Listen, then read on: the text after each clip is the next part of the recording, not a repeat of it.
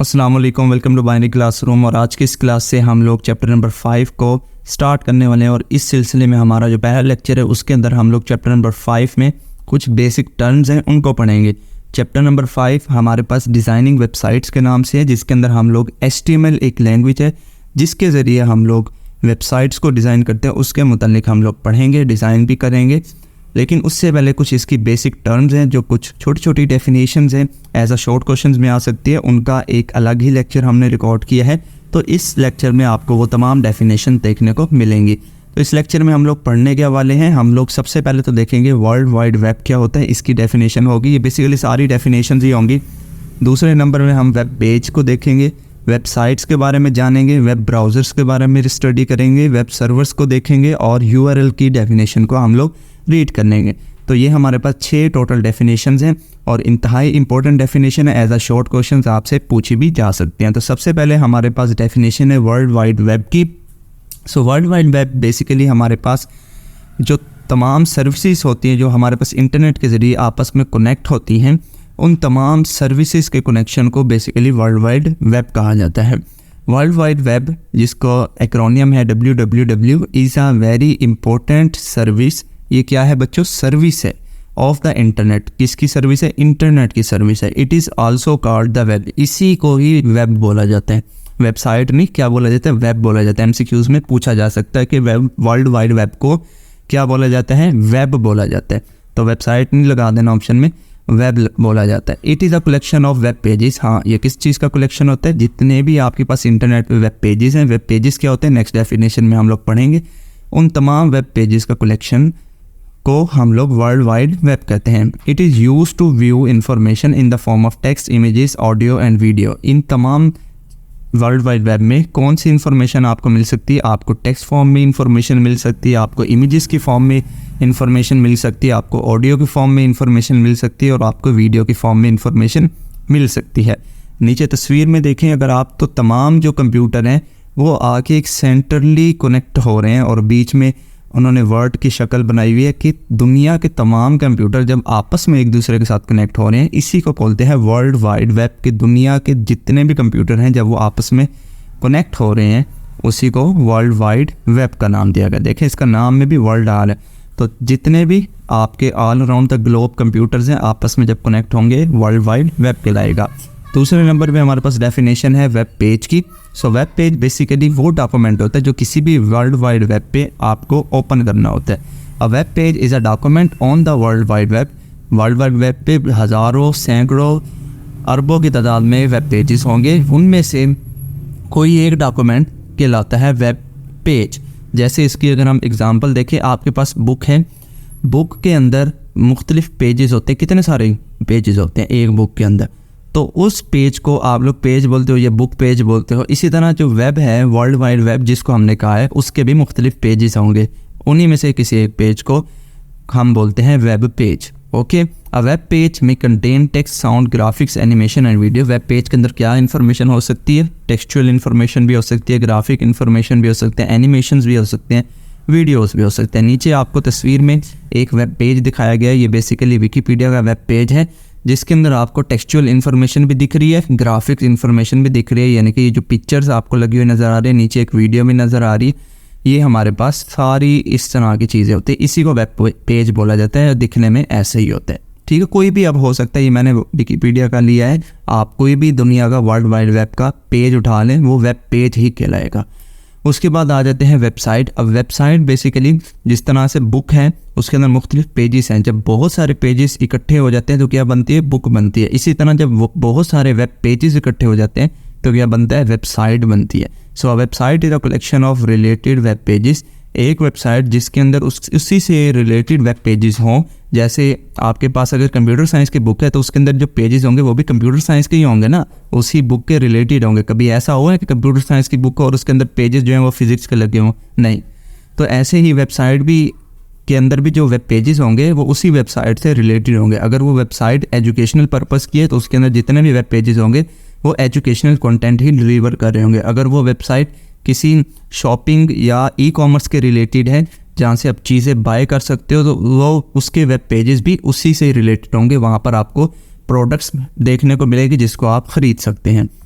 A website has its own unique address. Her website का एक unique address भी होता है जिसके मदद से उसको लोकेट किया जाता है इंटरनेट पे।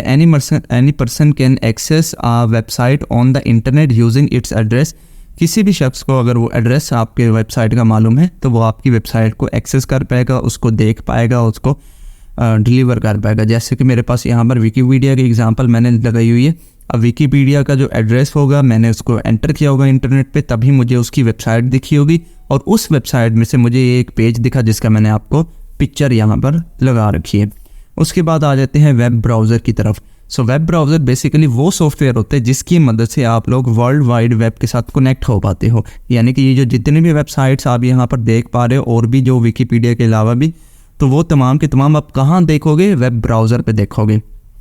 उस जाहिर है मैंने किसी न किसी वेब ब्राउज़र पे इनका एड्रेस लिखा होगा तभी मुझे वो देखने को मिला होगा ना। So web browser is a software that is used to access world wide web. World wide web को एक्सेस करने के लिए जो सॉफ्टवेयर आप इस्तेमाल करते हो उसी को वेब ब्राउज़र बोला जाता है। It can be use to view information on the web. Web के ऊपर जितनी भी इंफॉर्मेशन है वो आप इसी के ऊपर ही देखते हैं। It can display text as well as graphics. इसके ऊपर टेक्सचुअल इन्फॉर्मेशन भी होगी, ग्राफिक्स इन्फॉर्मेशन भी होगी। Some popular web browser are Mozilla Firefox, Internet Explorer, Opera, Google Chrome and Safari. हमारे पास जो मोस्ट पॉपुलर जो ब्राउज़र्स हैं उनमें से ये क्रोम है, ये जो पहले वाला ये आपने देखा भी होगा, गूगल क्रोम है। ये सफारी है जो मैक यूज़र्स हैं उन्होंने ये देखा होगा जिनके पास आईफोन है। उसके बाद ये फायरफॉक्स है, ये भी काफ़ी कॉमनली यूज़ होता है। माइक्रोसॉफ्ट एज, अगर आप विंडोज़ यूज़र हैं तो ये तो आपके पीसी में या लैपटॉप में बाय डिफ़ॉल्ट इंस्टॉल ही होता है। उसके बाद ये ओपेरा है, ये भी बहुत बार इस्तेमाल होता है। ये जो इंटरनेट एक्सप्लोरर है ये एज का ही पुराना वेरिएंट है। पहले माइक्रोसॉफ्ट के प्रोडक्ट्स में इंटरनेट एक्सप्लोरर ही आता था लेकिन अब एज आता है। तो ये तमाम के तमाम ये 6 जो है मशहूर ज़माना आपके पास वेब ब्राउज़र है। इसके अलावा और भी बहुत सारे होते हैं लेकिन वो ज़्यादा यूज़ नहीं होते। ट्रस्टेड सोर्स हमारे पास यही हैं पड़े, ये ज़्यादा इस्तेमाल होते हैं। तो बेसिकली इनका काम क्या है? इनकी मदद से आप लोग वेब ब्राउज़र की मदद से आप लोग वर्ल्ड वाइड वेब का एक्सेस ले पाते हैं, उसके साथ कनेक्ट हो पाते हैं। उसके बाद हमारे पास डेफिनेशन है वेब सर्वर की। सो वेब सर्वर बेसिकली वो कंप्यूटर होता है वो जो तमाम के तमाम आपके वेब पेजेस स्टोर करके रखता है। अब आपके वेब पेजेस हो सकता है आपके कंप्यूटर में हो, लेकिन अगर मैं आपके वेब पेजेस अपने कंप्यूटर पे एक्सेस करना चाहूँ तो वो एक ही सूरत में हो सकते हैं, जब आपका कंप्यूटर भी ऑन हो और मेरा कंप्यूटर भी ऑन हो। लेकिन कभी भी आपके पास ऐसा नहीं होगा कि आपका कंप्यूटर 24 घंटे ऑन होगा, ठीक है ना जी। काफ़ी मुश्किल हो जाएगा आपके लिए ऑनलाइन उसको रखना। तो कुछ ऐसे स्पेशल पर्पस कंप्यूटर बनाए जाते हैं जो 24 घंटे ऑन ही रहते हैं। ऐसे कंप्यूटर्स को सर्वर बोला जाता है और इस टर्म में उसको वेब सर्वर बोला जाएगा अगर वो वेब पेजेस को स्टोर कर रहे हैं। So web server is a computer that store the web pages. दुनिया में जितने भी वेब पेजेस होंगे उसी एक कंप्यूटर के अंदर स्टोर होंगे और वो कंप्यूटर 24 घंटे सातों के सातों दिन 365 के 65 दिन ऑन होगा। The web browser request the web pages. जो भी वेब ब्राउज़र होगा यानी कि जो आपने अपने लैपटॉप में या कंप्यूटर में ओपन किया होगा वो रिक्वेस्ट करेगा। देखें यहाँ पर तस्वीर में भी देखें, ये रिक्वेस्ट जा रही है, किसको जा रही है? फ्रॉम द वेब सर्वर को जा रही है।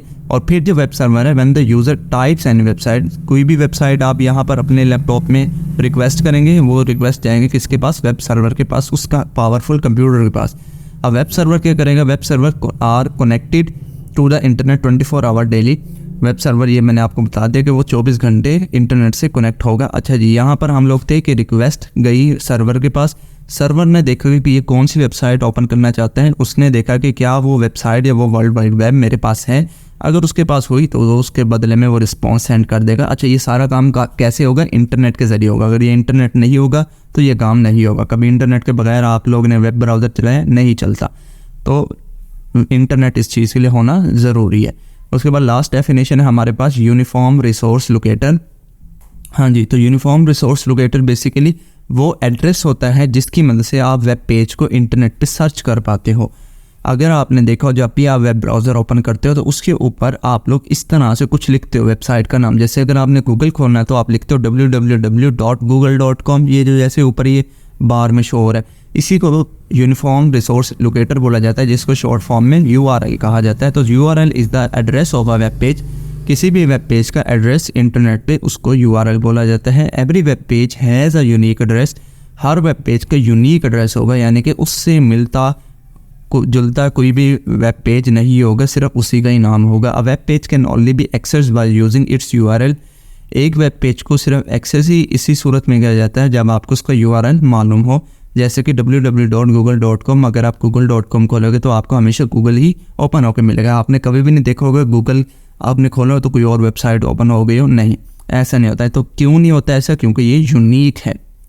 सो इतनी सी हमारे पास ये डेफिनेशन थी, कुछ 5-6 एक डेफिनेशन थी जो कि बेसिक टर्म्स आपको इस चैप्टर के लिए ज़रूरी है। आई होप आपको ये वीडियो पसंद आई होगी। ये हमारे कुछ चैनल के लिंक्स हैं, आप लोग यहाँ पर भी हमें फॉलो कर सकते हैं। आई होप अभी के लिए फ़िलहाल इस वीडियो में इतना ही, मिलते हैं किसी नेक्स्ट वीडियो में, तब तक के लिए अल्लाह हाफिज़।